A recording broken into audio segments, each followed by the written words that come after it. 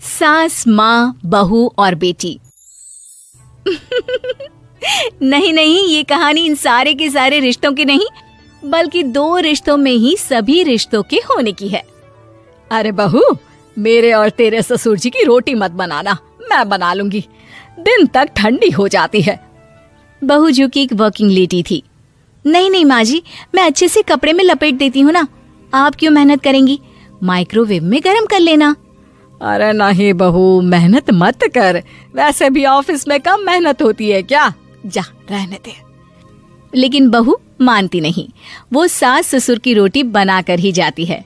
दोपहर में खाने के वक्त ससुर जी कहते हैं, अरे बहू को रोटी बनाने के लिए क्यों मना कर दिया, क्या हो गया, ठंडा ही तो खाते आए हम लोग हमेशा से। अरे वो क्या है ना, सुबह ऑफिस जाती है, घर का सारा काम करने में वक्त लग जाता है, अरे थकती है वो अलग, तो मैंने सोचा बहाने से ही थोड़ा कम काम करवाऊं। ससुर मुस्कुरा रहे होते हैं। ये तो अच्छा है, बहू को समझना जरूरी है। वक्त बीत रहा था, घर में सब खुश थे कि एक दिन, माँ जी आप शाम को थोड़ा टहलने निकला करें, घर पर रह रहकर हड्डियां जाम होती है, पापा को भी ले जाया करिए, मैं वक्त पर तो आ जाती हूँ।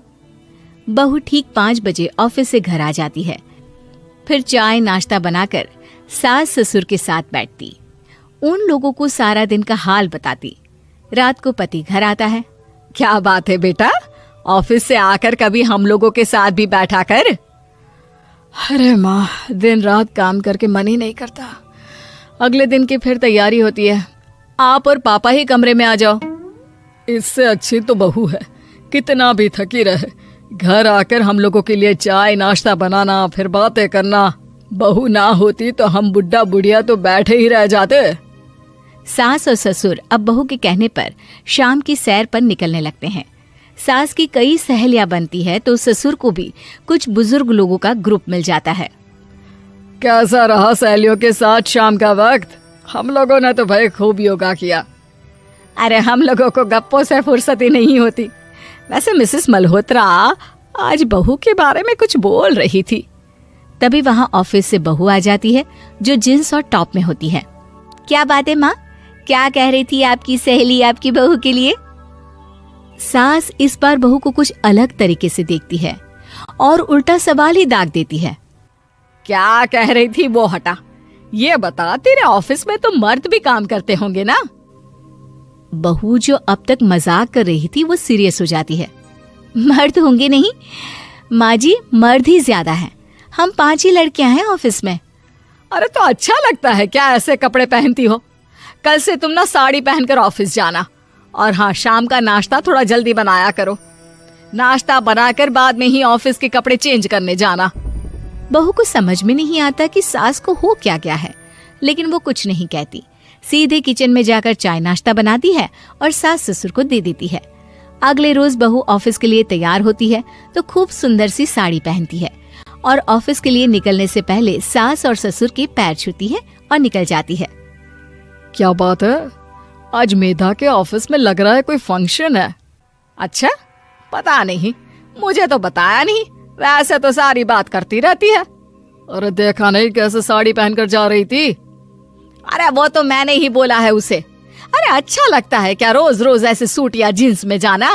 बहू हो, बहू बनकर रहो, और आप भी ना मेधा मेधा मत किया करिए, बहू बोला करिए, सर पर चढ़ जाएगी तो दिक्कत हो जाएगी। सास अब बहू को बहू जैसा रखने लगती है, हर बात पर रोका टोकी, हर बात पर ताने। क्या बात है, आजकल लेट आ रही है ऑफिस से? अरे चाय के लिए भी देर हो जाती है, हम लोग फिर पार्क में भी देर से पहुंचते हैं। सभी की बहुएं वक्त से चाय नाश्ता करा देती है अपने सास ससुर को, बस एक तू ही है जो उस वक्त ऑफिस से निकलती है। माँ जी, वो एक रास्ता पुलिस वालों ने न जाने क्यों बंद कर रखा है, जिसके कारण ट्रैफिक ज्यादा हो जाता है। मैं कोशिश करूंगी कल वक्त से पहले निकल जाऊं। ससुर देख रहे होते हैं कि बहू अब परेशान सी रहने लगी है। एक रोज, मेधा, बेटी मेधा। जी पिताजी। बेटा देख जरा कौन सी टी शर्ट अच्छी लग रही है। वो क्या है ना, शाम को सब बदल बदल कर टी शर्ट पहनते हैं, मैं भी सोच रहा हूँ कि आज कुछ अच्छा सा पहन कर जाऊं। हाँ पिताजी, ये सही है। ये लाल वाली ना बहुत जचेगी आप पर। मेरे पापा पर भी डार्क रंग बहुत जचता है। क्या चल रहा है? अरे ससुर के सामने घूंघट तो छोड़ो, ऊपर से रंग बताया जा रहा है टी शर्ट का। अरे बहू, कोई संस्कार दिए नहीं है क्या तेरी माँ ने? बहू इस बार बहुत निराश हो जाती है। वो वहां से तुरंत अपने कमरे में चली जाती है। अब बहू घर का सारा काम करती, ऑफिस जाती, लेकिन साड़ी और सर पर पल्ला लेकर। एक बार पड़ोसन उनके घर आती है। वाह सुमित्रा बहन, बहू का तो रूप ही बदल दिया। ठीक किया, बहू बहू जैसी ही अच्छी लगती है। अच्छा चलती हूँ मैं। पड़ोसन के जाने के बाद सास बड़ी अकड़ के साथ कहती है, देखा मेरा कमाल, कैसे मैंने मेधा बहू को कंट्रोल में कर लिया। अब बारी ससुर के बोलने की थी। हाँ सुमित्रा, बिल्कुल ये काम तो किया है तुमने, लेकिन कभी सोचा क्या खो दिया? क्या खो दिया? मैंने तो कुछ नहीं खोया जी। खोया है, पहले बहू जब ऑफिस जाती तुम्हारे पैर छूकर तुम्हें गले लगाती, लेकिन अब सिर्फ पैर छूती है। हाँ जी, ये बात तो आप ठीक बोल रहे हैं। पहले घंटों हम लोगों से बात करती, कमरे में ना जाती, ऑफिस से आते ही खुद की चाय, खाना, नाश्ता सब हम लोगों के साथ करती, सारी बात बताती। लेकिन क्या तुम्हें पता है, बहू की तबीयत खराब चल रही है, वो माँ बनने वाली है। ये बात मुझे बेटे ने बताई कि तुम्हें बता दूं। अब सास की आंख में आंसू थे। वो समझ गई थी कि लोगों के कहने में आकर उसने क्या खो दिया। शाम को बहू घर आती है तो माँ किचन में पकोड़े तल रही होती है। अरे माँ जी, आप रहने दीजिए ना, मैं आ तो रही थी। अरे नहीं, जा तू चेंज कर ले, मैं नाश्ता और चाय टेबल पर ही लगा रही हूँ मेधा। सास के मुंह से अपना नाम सुनकर बहू को बहुत अच्छा लगता है। माँ जी, कोई गलती हो गई है क्या? मेरे होते हुए आप काम करे, ये ठीक नहीं है। संस्कारी और समझदार बहू सास को माँ समझती है, लेकिन सास की बेवकूफी उसे सास ही बनाकर रखती है। बहू, मुझे भी थोड़े संस्कार और समझदार बनने का मौका दे, जिससे मैं भी बहू नहीं बेटी को देखूं तुझ में।